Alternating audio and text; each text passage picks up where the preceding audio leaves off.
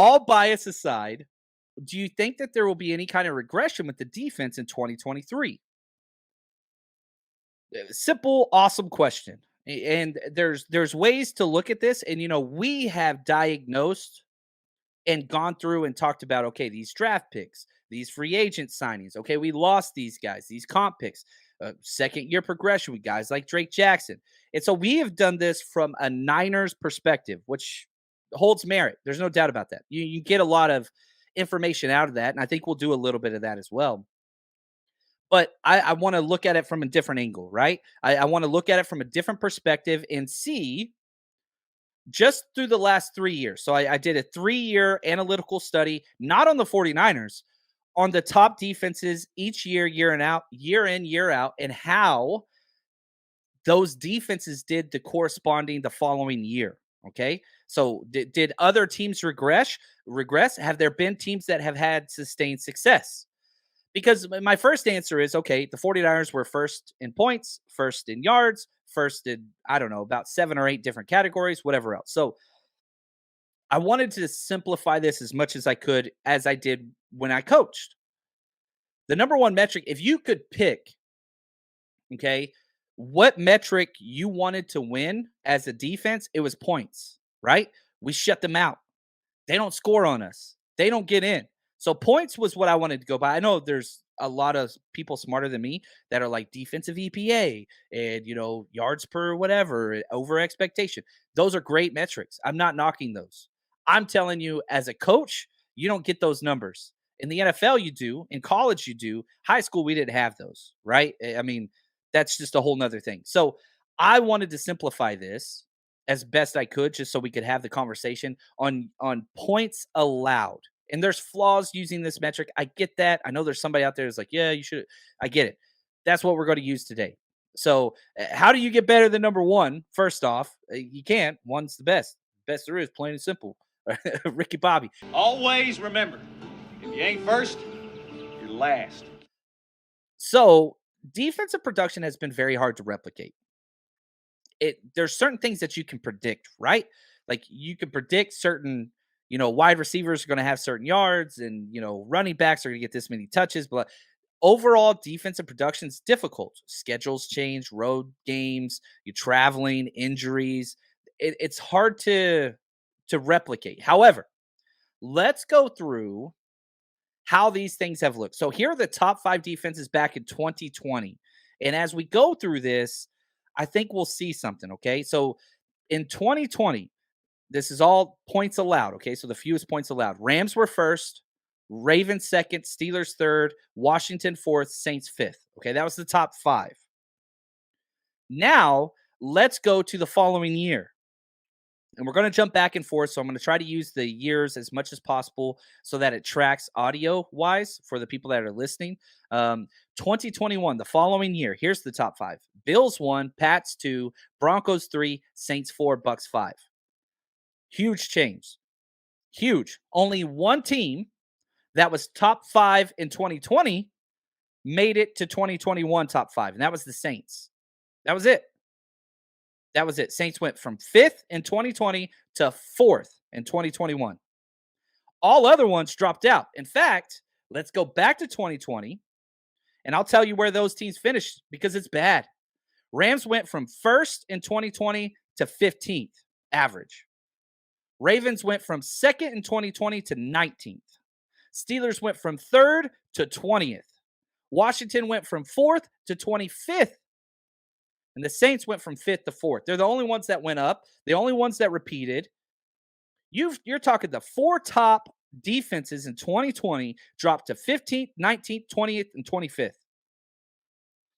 Pretty damn hard to replicate. Now, the Rams are a little bit of an anomaly there because they sold everything to get to where they were. They got it, and then they just crumbled. And they're going to be down there for a while. Now let's do the same thing for 2021 to 2022, right? Because, all right, based on that little piece of data that we just, extrapolated, it's saying replication's pretty damn hard, okay? So 2021, again, I'll repeat. Bills 1, Pats 2, Broncos 3, Saints 4, Bucks 5. That's 2021. Now let's go to 2022. Number 1, 49ers. Bills 2, Ravens 3, Jets 4, Bengals 5. Guess what? One team only was on there, and that's the Bills. And now, when we talk 2022 Bills, you've got asterisks next to it because they played one fewer game. The DeMar Hamlin thing, which is way more important than, these stats, but they were second. However, they didn't even play a full schedule. They only had 16 games against them. So their defensive numbers are going to be better. You can go back and then you can do, okay, well, how many points per game? I didn't want to play with all that. Just put the asterisk there and we can use them as an outlier if you want to or whatever. So let's go back. And I want to tell you how the 2021 teams, where they landed. Okay. Bills went from first in 2021 to second, but that's an asterisk there. Pats went from 2nd to 11th. Broncos went from 3rd to 15th. Saints went from 4th to 9th. Bucks went 5th to 13th. So again, one team repeated. That's it. So this data tells me, again, that is pretty damn hard to replicate. The Eagles weren't in there. Dallas wasn't in there. Like these teams that get regarded as these top tier whatevers, not there. They didn't make one appearance. Dallas didn't make one appearance. Eagles didn't make one appearance. Not there. So with, these 3 years of data, only 2 top 10 teams were able to replicate. That's it. 2 of the top 10 teams, because you had 5 top 10 from 2020, 5 top 10 from 2011. Only 2 of them did. The Saints and the Bills, are an anomaly. Only one team improved, and that was the Saints. They went from 5th to 4th. So, is it likely that these teams, that the 49ers will be able to do what they did again? No, it's not. In fact, statistically, they're saying there's no chance in doing this. But look at Brett. I see you, Brett. We have too many starters on defense for us not to be top 5 again. Brett, I agree with you.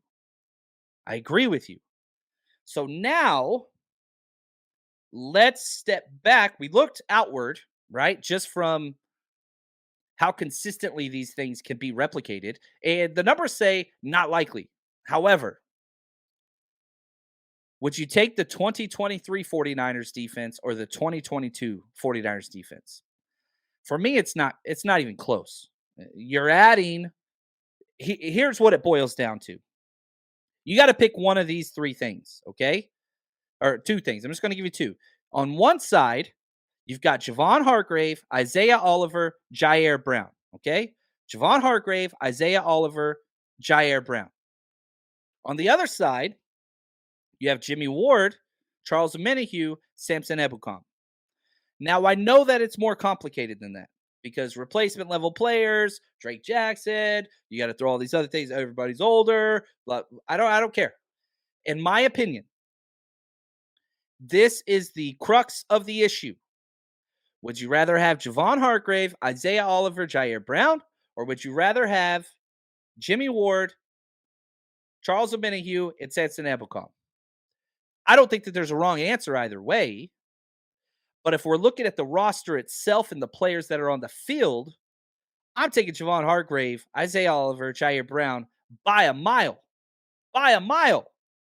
Now, yeah, you could talk Emmanuel Mosley. You could talk about Debo. You could talk about all those things. But from a player perspective, who's the best player out of those 6 mentioned? Javon Hargrave by a mile. Who's the second best player? Probably Jimmy Ward. We don't know what we got in Ji'Ayir Brown. We don't know. Isaiah Oliver's got a little bit more of a track record. So we'll see there. The 49ers Rush Podcast.